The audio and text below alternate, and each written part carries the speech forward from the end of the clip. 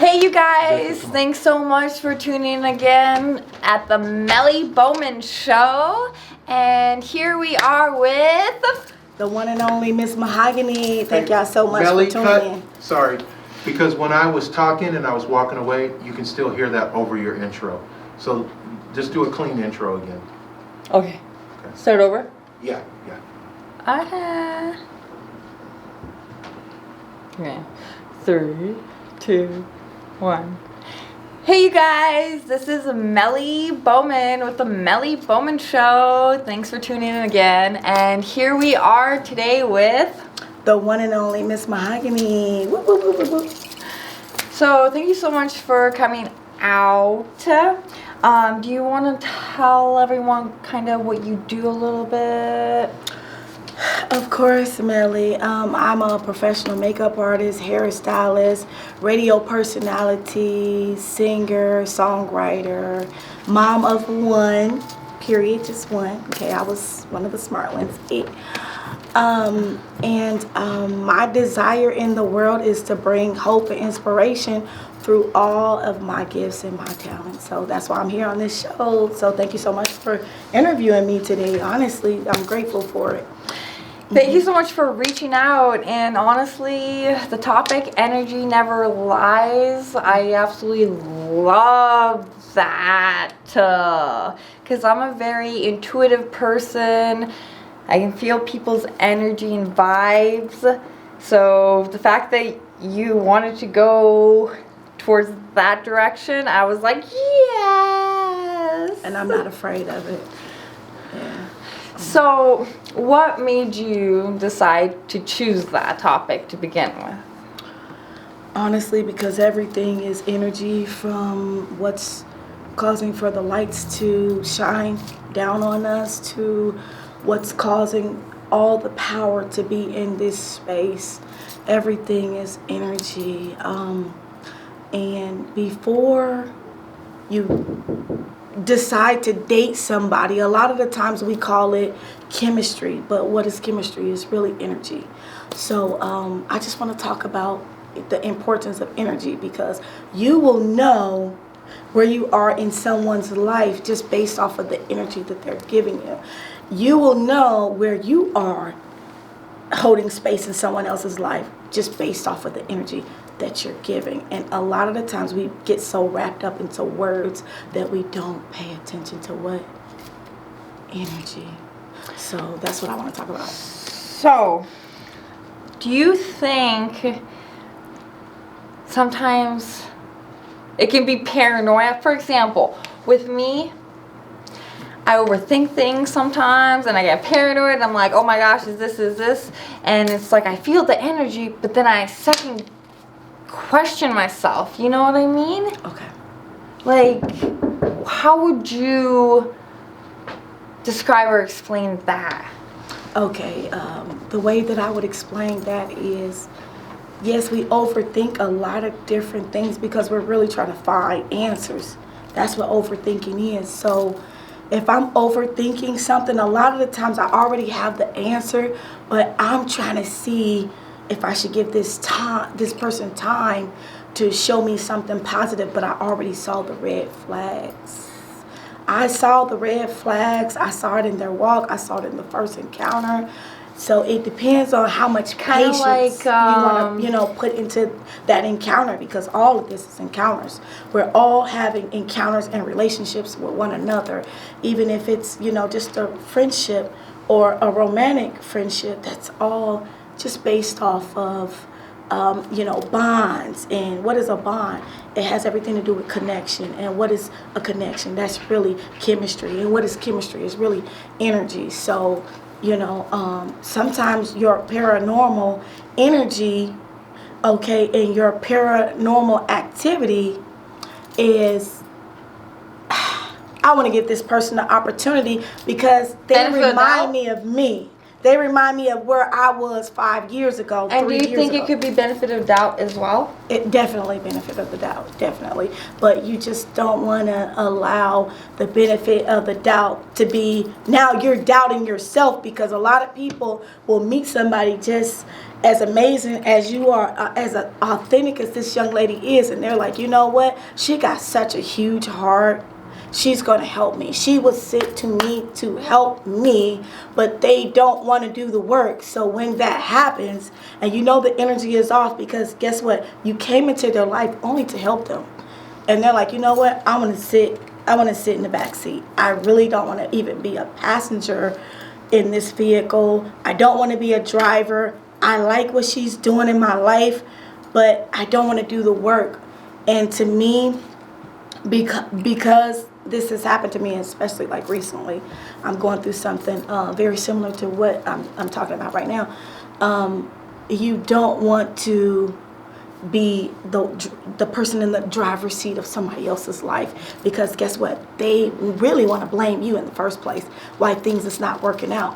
And there's way too many people in 2023 that really want a reason to blame someone for And why not taking things is responsibility not, themselves. working out. Exactly. And not taking responsibility for their actions and being accountable for their decision making. They're like, no, be in the driver's seat, because if you miss that turn and I'm already super critical, I'm gonna blame the heck out of you for missing that turn. And you like, oh, I missed a turn, but all I gotta do is make a right and then another left, and we'll be right back on our path. And see, I'm the kind of person that do that gracefully, without complaining and without trying to tell you how much of an unfit person you are, and without bringing you down and belittling you.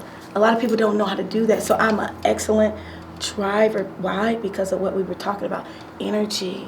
I know that everybody in their lives are students, no matter where they are at in their lives. So I have learned to be respectful and patient, because everybody's on different levels. But if it's meant for me to teach you how to drive, I'm going to teach you how to drive. But even if you took driver's ed, they need to be patient with you, not because they're getting paid, but because if you have abrasive energy while you're trying to teach somebody how to drive, nine times out of 10, they're not going to learn how to drive that time around, or in the time frame that you probably planned it, because you're impatient. And two impatient people is only going to cause for a disastrous situation to emerge. So and you can't help anyone that doesn't want to help themselves. Definitely. Like, you That's can number offer it, but it's up to them to take it. That's it.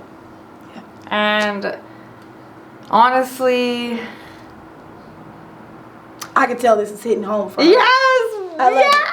This girl, is the type of yes, conversations exactly. that we needed this on tonight. Oh my gosh! Everybody that's going to watch this are going to be able to connect to this conversation, because energy doesn't lie, and before someone honestly breaks up with you, because you might be too much. You're such a beautiful soul. And they're like, you know what? This girl wants more for me than I want for myself. And they might find every reason to dismiss you from their lives, because guess what? Some people are not ready to be accountable for their decision making, because 30 years of trauma has been, their friend. It's been their comfort zone. And they're like, you know what? Their safety blanket. That's it. And they're like, oh, I'm not ready to leave this space of comfort. I'm not willing to give up this safety blanket, because my abuser might be my mom. And you remind me of who my mom should have been to me. You remind me of everything that I should have had. But I'm still holding on to these bonds with these unhealthy people, because they're my family. And I'm sorry. I'm sorry. You're everything that I prayed for, but I'm not ready for you. But guess what? Before they ever have that conversation with you, there is going to be a red flag. There's going to be some type of energy. There's going to be some type of encounter. There's going to be something that they do that notifies you that they're not wanting you right now. Even though your job is to help them, if they are if they're causing for you to question yourself, now you got self-doubt. You're like, wait a minute, these are the same teachings that brought me healing, And I know I was sent to your life to heal you. And I know these teachings that I'm giving you is helping so many other people, even myself. And you're rejecting it. Guess what you got to do? You got to pick up all the pieces that you tried to pour and put into them. And you got to be whole again. And you got to go in the direction of the people that are ready to receive you. I saw a message the other day that said, if you keep on trying to go after the few, you'll never get to the many. And many of us are called to go through whatever we're going through to teach multitudes of people. You don't have to go knocking on each door trying to tell people your testimonies. Get out there and tell a bigger platform what you've encountered, what you survived, what made you stronger. Okay, tell people your testimony, because there's so many people that's going through suicide right now. There's so many people that are going through so much emotional trauma, and they need your story. But how they gonna get to you if you still connected to the same person that's draining your energy? And energy never lies. He's not ready for you. She's not ready for you. They might be ready in 10 years. They might be ready in 15 years. They might be ready in 20 years. They might be ready in 2 months. But that's 2 months too long for you to be trying to pour into somebody that's not even ready to come on. They're not ready to receive what you got to say. Watch this. The cup is already full. Their plate is already full. The bowl is already completely full. And I don't care if it's cereal in their bowl. The bowl is full. The cup is full. The plate is full. I don't care if it's a tuna sandwich on there with some, flaming hot chips or Doritos on the plate. They don't want the steak and eggs. They don't want the steak and lobster because they're not ready for it. So we have to learn to stop force feeding people, because the more you force feed people, it takes something from you, and it's going to only cause for you to doubt yourself. How come you decide to go that route instead of why'd you go makeup and not that route? Like, honestly, that was just like, oh my God, I thought I was spiritual. Holy snaps, oh my God. We came into contact with each other for a reason. That's very true. I'm certainly grateful to be in her presence. I've heard great things about you. Ace Michaels is one of my best friends of maybe about 8 years. And we have some of the deepest conversations. Without having the deepest conversations, he might say a couple sentences that's deep. I might give him, some feedback. I might tell him about something. He'll give me a couple sentences of feedback, and that's it. Guess what? And we never train each other.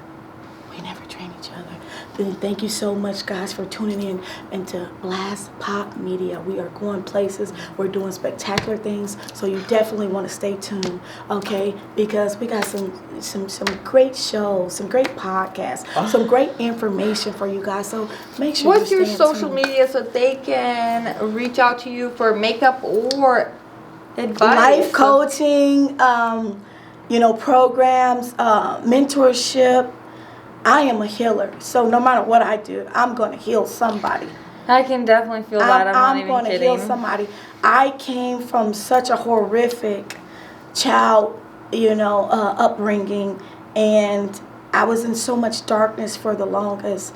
I made it out of that darkness, from Gary, Indiana by Chicago. I made it from every ghetto. I made it from foster homes. I made it from group homes. I made it from foster parents being jealous of me and my beautiful twin, telling us that our confidence was way too much to be foster children. I was a ward of the state, and this lady was just so envious of the power that me and my twin had, because the situation didn't make me.